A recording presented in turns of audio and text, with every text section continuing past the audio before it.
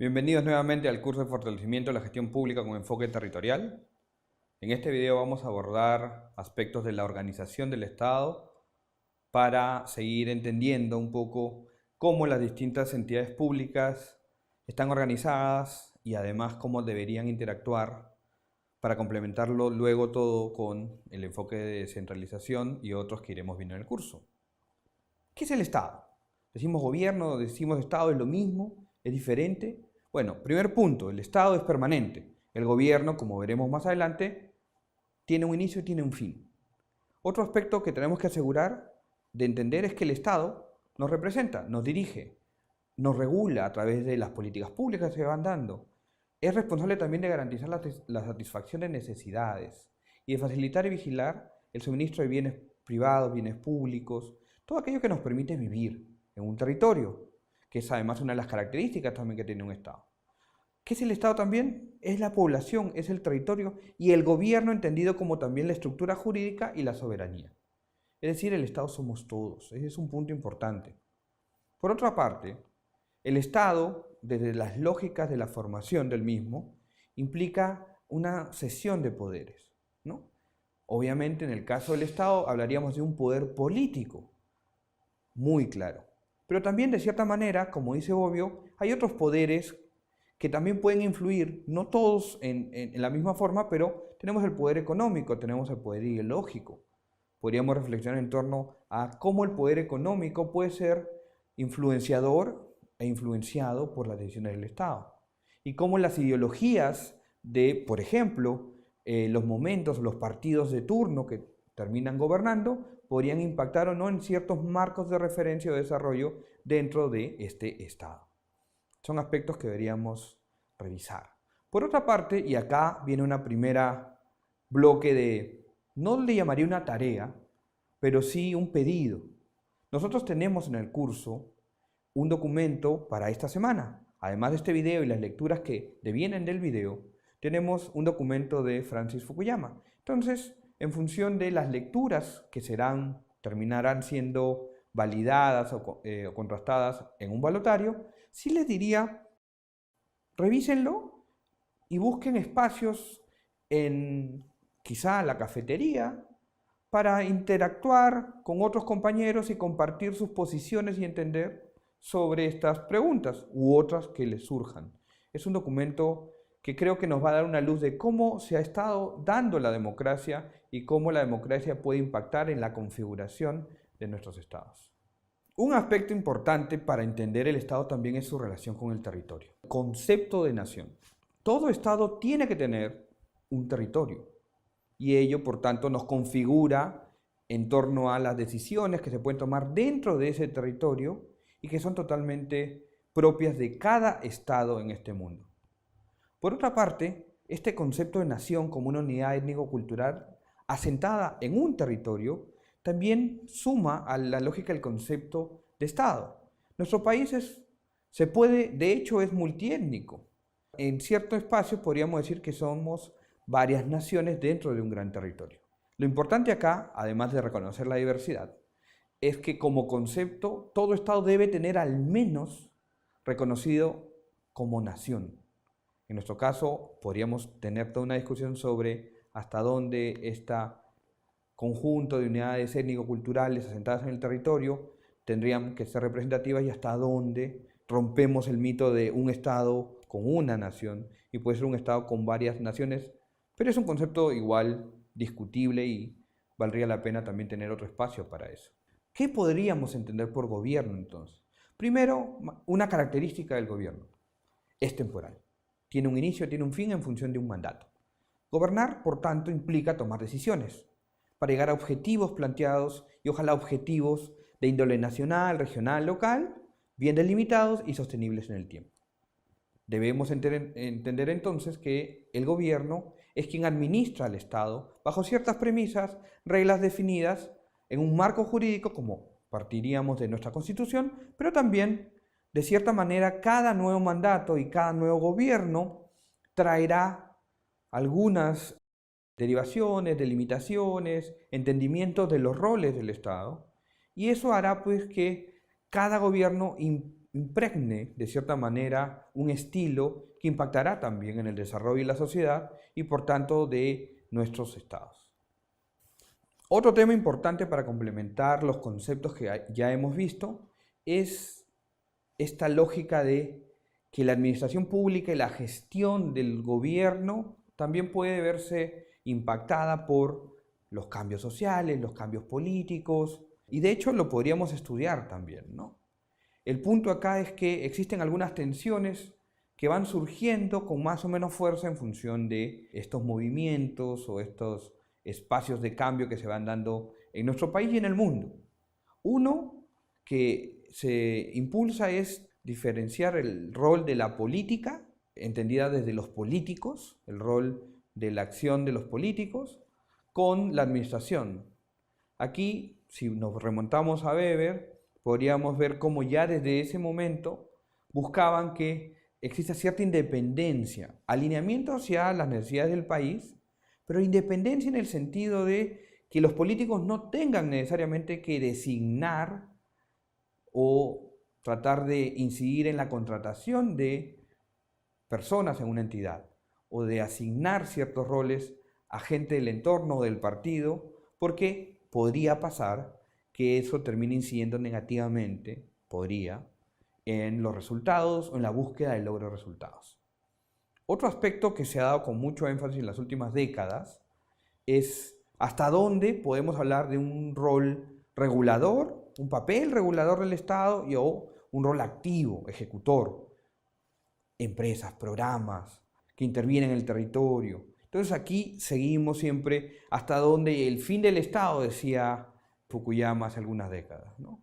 Todo es el mercado. Bueno, esas son discusiones válidas y vigentes, ¿no? Que tendríamos que caso a caso analizar y ver hasta dónde debería ser el rol de cada uno, siempre teniendo claro, como lo vamos a desarrollar durante todo el curso, el fin final, el ciudadano, el servicio, la calidad de vida, son importantes en verdad. Entonces, en función de ello deberíamos reflexionar sobre temas anteriores que impactarán en esa calidad de vida, en ese desarrollo como país, etc. Y hay otro aspecto que también es vigente y es hasta dónde podemos tener un balance entre el poder de la autoridad y la libertad individual. Y eso es todo un tema que se va dando conforme vamos como sociedades cambiando y eso siempre es foco de discusiones.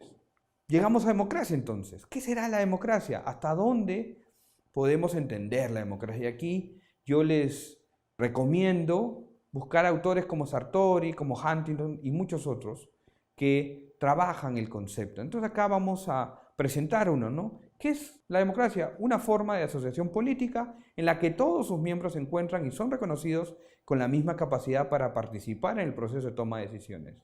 Tener la posibilidad de participar libremente y elegir, como también ser elegido.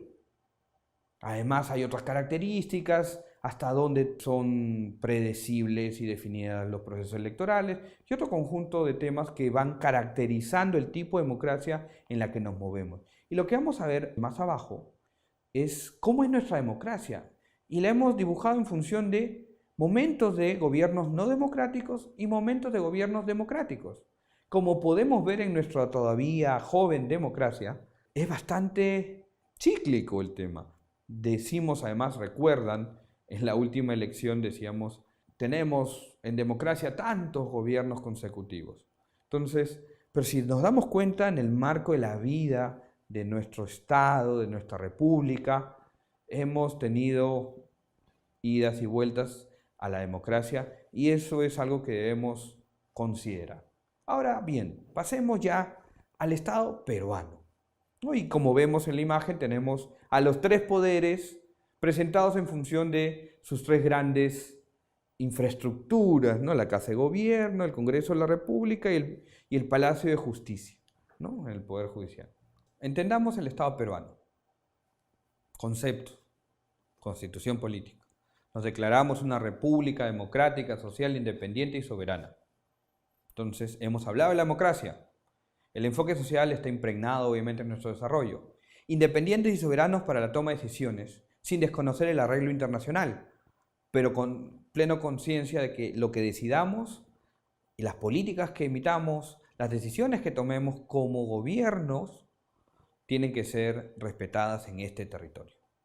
Por otra parte, también decimos, somos un gobierno unitario, representativo y descentralizado. La parte de lo descentralizado lo analizaremos en la siguiente semana. Pero al decir unitario y descentralizado, entre otras cosas estamos afirmando no somos un gobierno federado. Y eso lo discutiremos con más profundidad la próxima semana.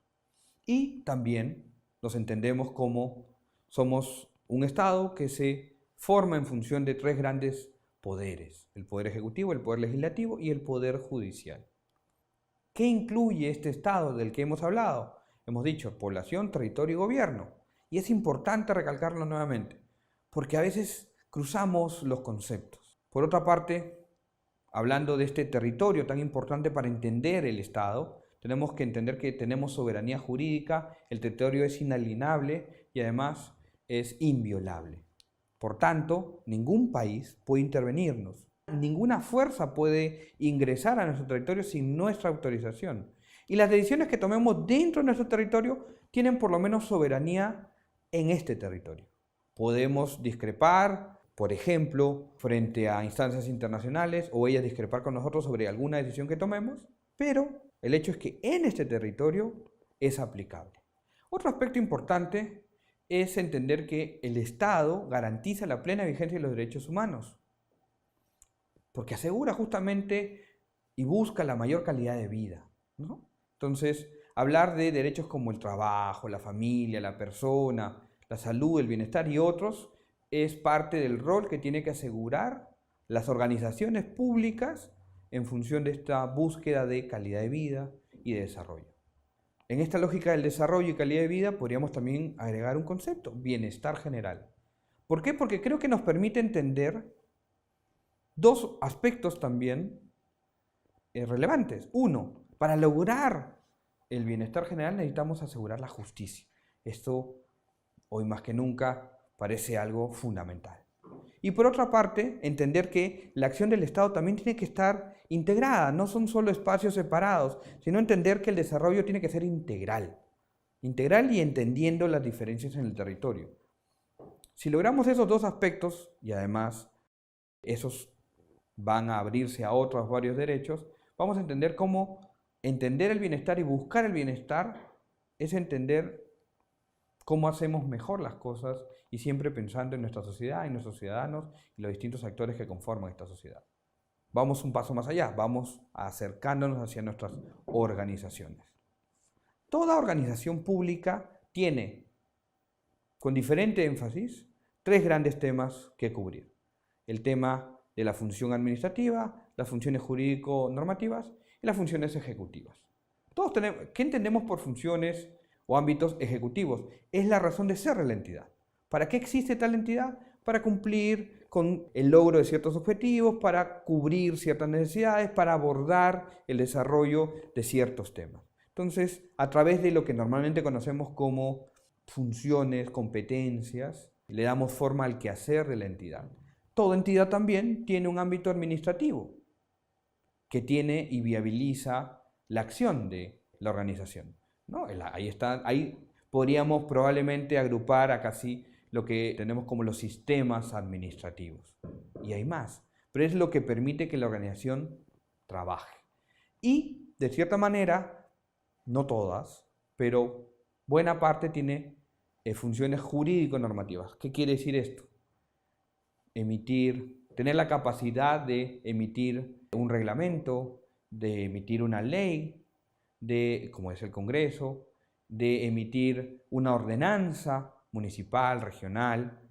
Es esta capacidad jurídico-normativa que puede ser directa o indirectamente, si por ejemplo es un organismo público desconcentrado.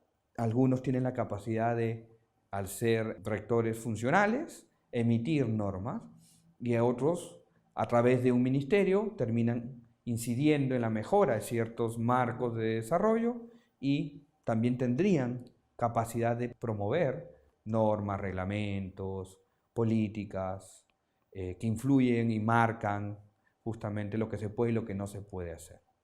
Entonces, de una u otra manera, podríamos decir que tenemos estos tres grandes grupos de funciones y es importante identificar y cómo está el Programa Nacional País en esto. ¿Cuáles son las grandes funciones vinculadas a la parte más ejecutiva, a la parte más administrativa, a la parte más jurídico-normativa? ¿Y qué estamos haciendo en esos tres grandes grupos de funciones? Vamos a entrar un poco más en las organizaciones de los tres poderes que tenemos. Habíamos dicho el poder ejecutivo, el poder legislativo, el poder judicial.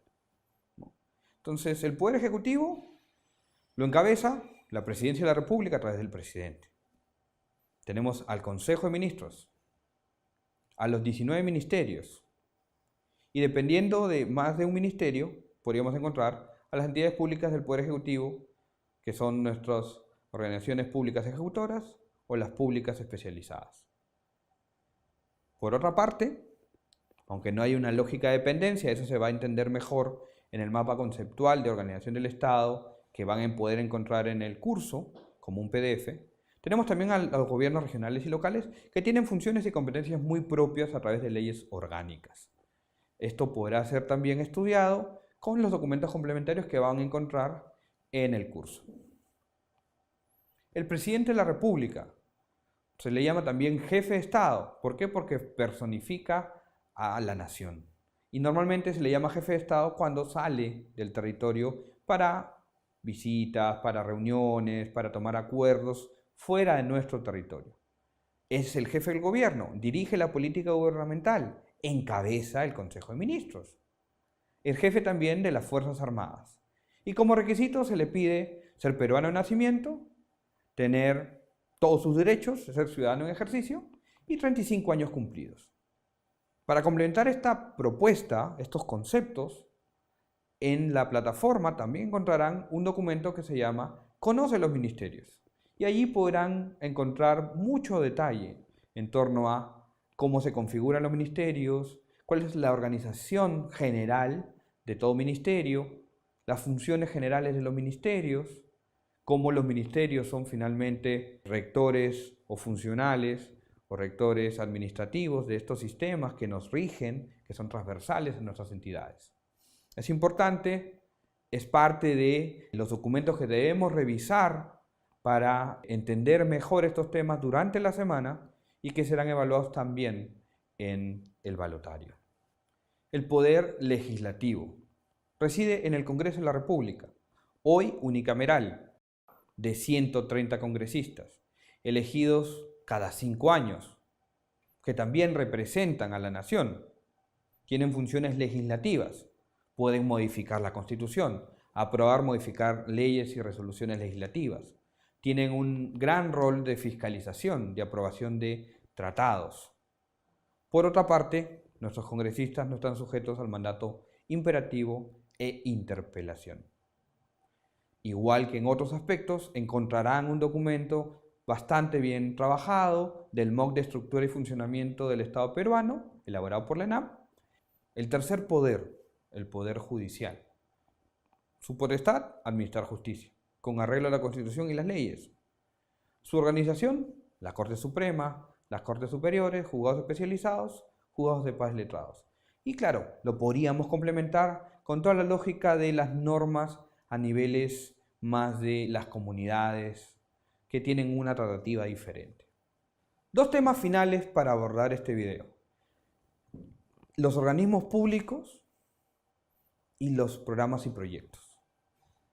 ¿Qué son los organismos públicos? Son entidades desconcentradas del Poder Ejecutivo, dependen de algún ministerio. Su rol, intervenir en el territorio y complementar las funciones y competencias que tenemos a nivel del gobierno nacional, el gobierno regional o el gobierno local.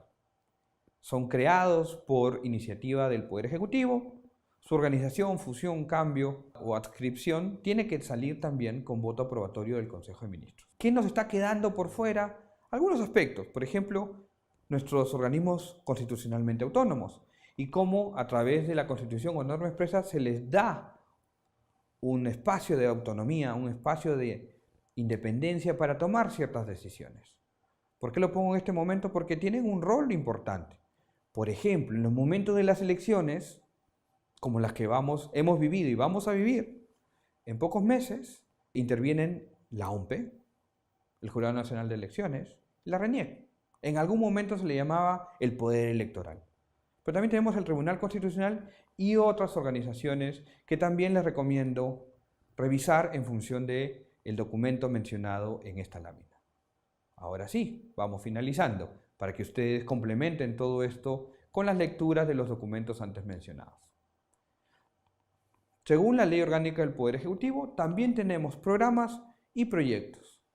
Programas nacionales, como puede ser el Programa Nacional País, que tienen estructuras funcionales creadas para atender un problema o situación crítica o implementar una política pública específica. Y un proyecto es un conjunto articulado de actividades orientadas a alcanzar un objetivo en un plazo, por tanto, en principio deberían ser temporales. Para concluir, les traemos dos formas de organización pública que la Ley Orgánica del Poder Ejecutivo plantea. Los programas, entendidos como una estructura de funciones creadas para atender un problema o situación crítica o implementar una política pública específica. Allí, por ejemplo, está el Programa Nacional País. Y deberíamos reflexionar en qué problemas se está buscando resolver o qué situación crítica y qué tipo de políticas impulsadas desde el Ministerio del MIDIS está buscando solucionar y sobre qué territorio se está desarrollando también, ¿no? No es lo mismo una intervención en la costa norte, centro, sur, sierra norte, sierra centro, sierra sur, la selva. Son aspectos diferentes y de hecho el Programa Nacional País interviene de manera diferente, pero igual va a ser importante que continuemos esta reflexión en función, por ejemplo, de nuestro proyecto grupal, del cual nos vamos a encargar todas las semanas. Otro concepto también es de los proyectos, como conjunto articulado de actividades orientadas a alcanzar un objetivo en un plazo determinado. Por tanto, tienen un inicio y deberían tener un fin. Dicho esto, y cerrando ya el video, los insto a 1. Revisar las lecturas complementarias. Es parte de entender la propuesta y por tanto será parte de lo que tendremos que evaluar en el balotario que nos toca esta semana. Por otra parte, reflexionar sobre el Programa Nacional País. Entender como unidad territorial cómo estamos logrando asegurar esos objetivos, mitigar esos problemas, abordar estas situaciones críticas o estas políticas públicas. Y también nuestra responsabilidad frente al rol articulador, coordinador, frente a nuestras municipalidades distritales, a nuestro gobierno nacional o nuestro gobierno regional u otros programas y proyectos que podrían intervenir en el mismo territorio donde estamos. Se los dejo acá, les pido revisar estos documentos y complementar estas ideas, quizá también aprovechando nuestros foros como la cafetería u otros espacios que podamos generar. Gracias.